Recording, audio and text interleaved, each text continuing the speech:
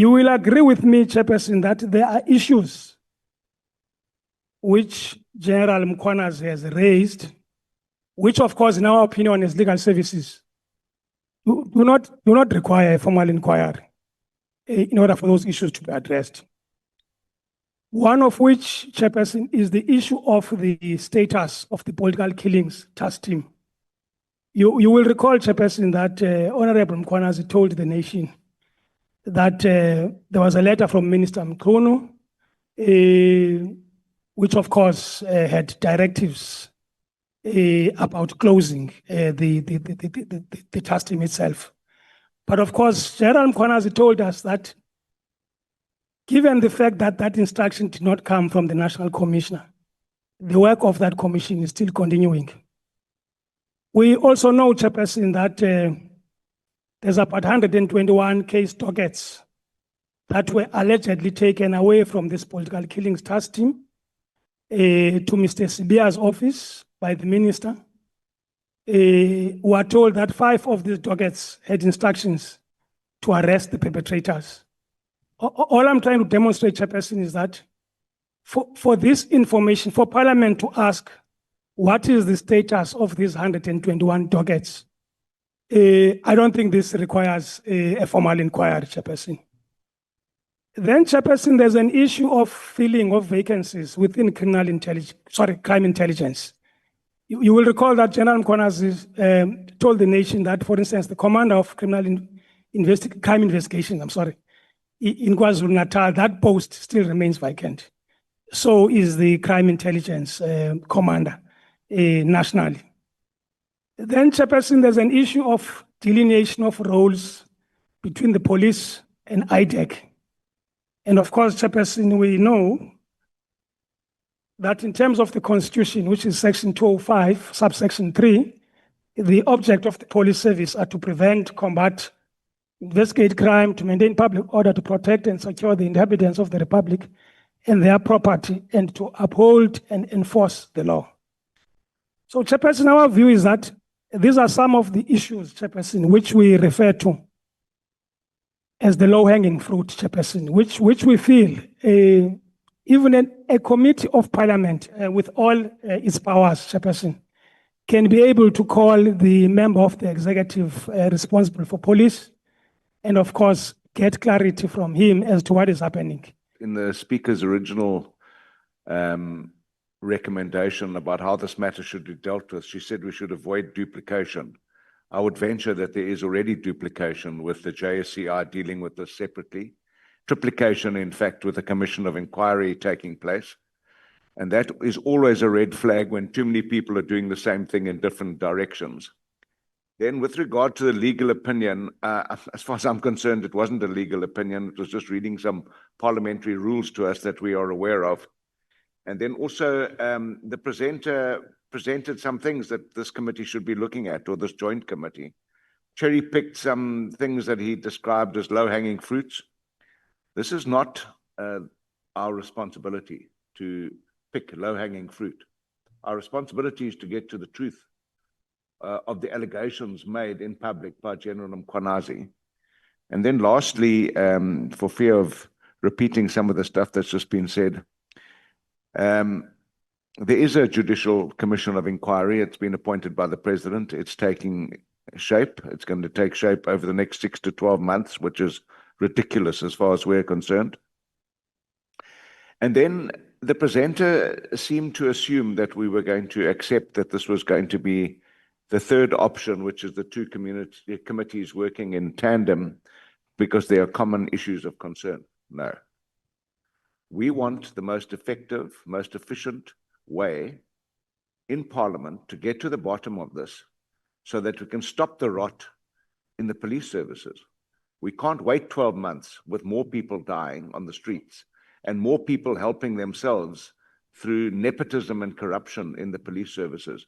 So I believe this committee should be making a decision, and that is why we wrote to the Speaker and asked the Speaker for a full-blown parliamentary debate, which would have informed her what the most effective and efficient way was to deal with this matter. At the moment, we're wasting time, and we're not going to get to the bottom of it if this is the so-called legal opinion that we've got.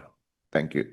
So I'm saying, Chair, there are two things we must oversight. One is that judicial commission, but the other is a criminal investigation. I think we must be clear that this judicial inquiry does not suspend criminal investigation. General Mkhwanazi must continue with the criminal investigation, must arrest people that he must arrest.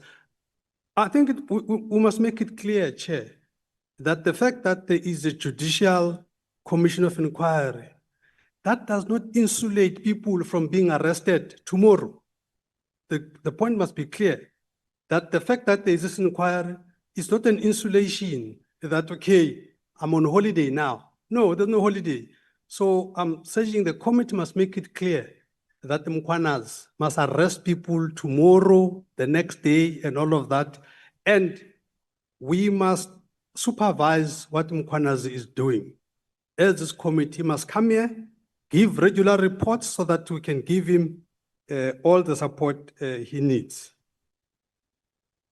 And then, Chair, one other thing that got me worried in this process is that I think we are creating all kinds of technicalities for people to get away with murder in this thing. There's a dispensation that applies to politicians. Politicians are not governed by LRA, but there's a dispensation that applies to officials. Officials are LRA material. I get nervous when I just hear somebody overnight, absence of leave. I don't even know that terminology in the LRA space. But be that as it may, what we should advise is that officials that are not politicians must follow process proper.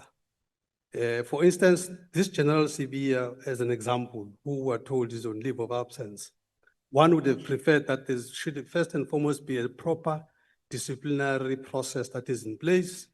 You're given time to say, give me reasons why in the next 24 hours you cannot be put on precautionary suspension and all of that, all of the legal LRA processes as it were, so that tomorrow we must not use this process as a procedural issue, and that would now all of a sudden become a technicality to absolve him, even on other things as it were. So we want to encourage that how you deal, because there is a lot of officials that are involved here.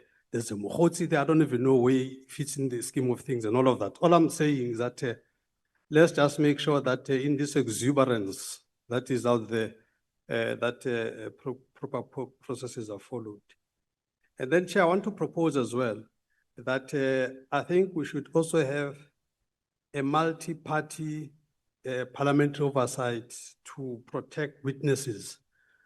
This whole case will turn on the protection of witnesses, something that South Africa is terrible at. People are going to die in this process. We don't want another Babita situation. So what is it? There has to be a very clear pronouncement about how to protect the witnesses. And I don't hear what's happening in that space, Chair. You know, so much has been said about General Mkhwanazi and the allegations he made. And I find it very, very suspicious that a full minister is suspended. We can use whatever nice terms we want to. He's suspended. And the Deputy National Commissioner is suspended on the basis of an allegation. But 7 seniors, generals in SAPS, are charged and they're still at work. And General Mkhwanazi is coming out in defense of these people. He's saying that this is an HR matter. Explain something to me, all of those who love General Mkhwanazi so much. How is it that we're talking about the lie, the alleged lie that Minister Nkunu told the police portfolio regarding his relationship with Brown? But the National Commissioner could lie about the brigadier that they brought from BMW. How is this okay? Why are we targeting certain people as Parliament? We are eulogizing General Mkhwanazi. I, as the complainant in the charges against those 7 generals, when this portfolio called me a madman before they were arrested, I, as the complainant, am connecting the dots. That staged press conference with a general who now seeks additional protection, where what looked like an armed militia behind him, it was a threat to this country. Let us call it what it is. He was trying to incite policemen to take action in the event of whatever it is that he knew was coming. Let me tell this committee what I suspect was coming. As the accounting officer for the South African Police Services, I suspect that the National Commissioner himself is up for arrest. And that press conference was nothing more than a preemptive move. And the country appears to have fallen for it. General Mkhwanazi must appear before this committee. The National Commissioner must appear before this committee. The IDAC must appear before this committee. General Khumalo, General Lushabo must come and sit in front of this committee.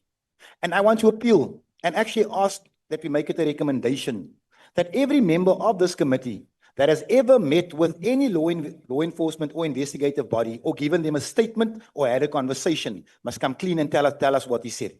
I will be the first. I know Honorable James had that conversation. I have a suspicion there are a few more other people that are hiding things within this committee. Now, in order to clean out the service, we must all be honest.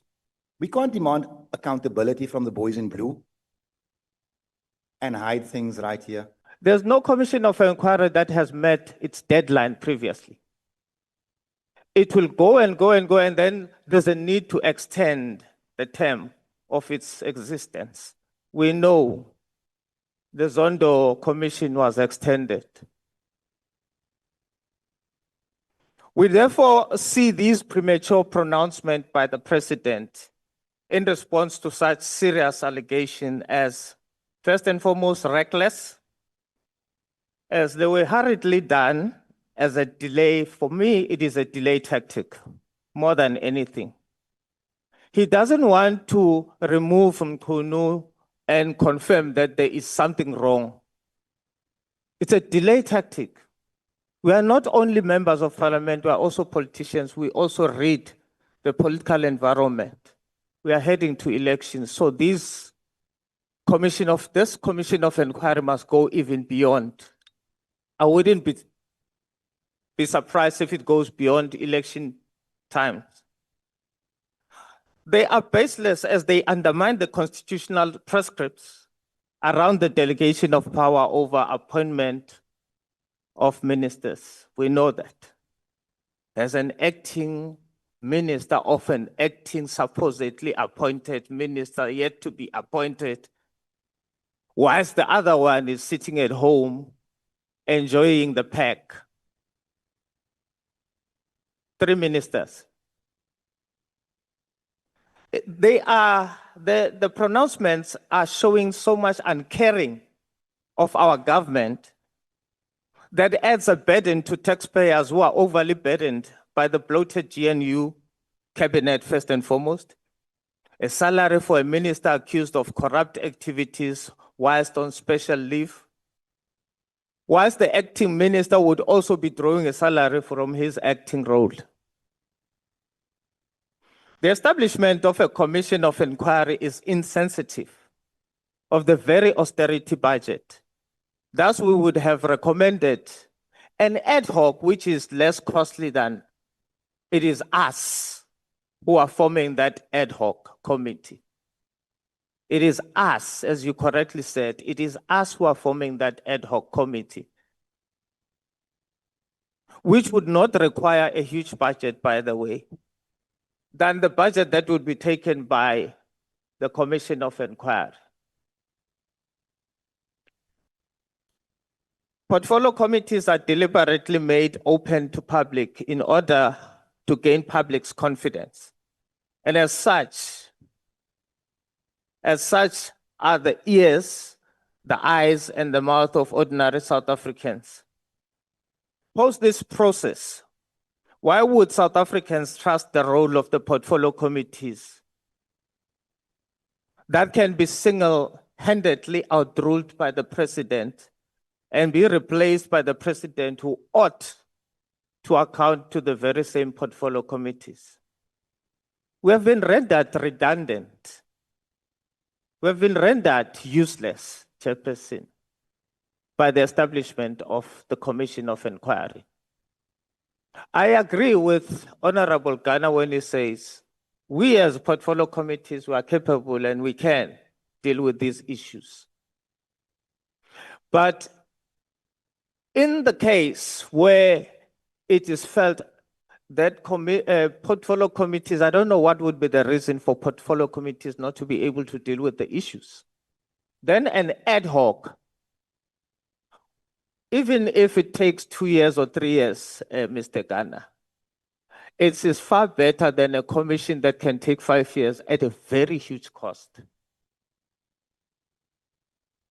So, Chair, even the latter speaker from MKP, that speaks about a ticking time bomb. The mere fact that people are on the streets before anything happens, it is a ticking time bomb. Should anything happen to Mkhwanazi, I want to second the very notion and the sentiment that this country will see fire. Madiba is no longer here to quench the fire that could have happened when Chris Hani died. General Mkhwanazi is us. We are General Mkhwanazi. I support the ad hoc committee as a better option because it also allows the very same committees to participate in that ad hoc committee. Unlike the Commission of Inquiry that suspends the work of the committee and the confidence that people of South Africa must have on us. There is overwhelming view, Honorable Ghana, that we are going to the House on the 23rd to recommend that an ad hoc committee be established. And you are happy about that as well. As I said, I've been convinced by other Yes. members, so I accept that. I agree. So, I agree. yes. Yes, so will be, but these are issues that are coupled to that they must be strict terms of reference, which must be adopted by this joint committee Tuesday next week on a virtual platform. There must be a strict time frame that must also be adopted by this committee Tuesday next week.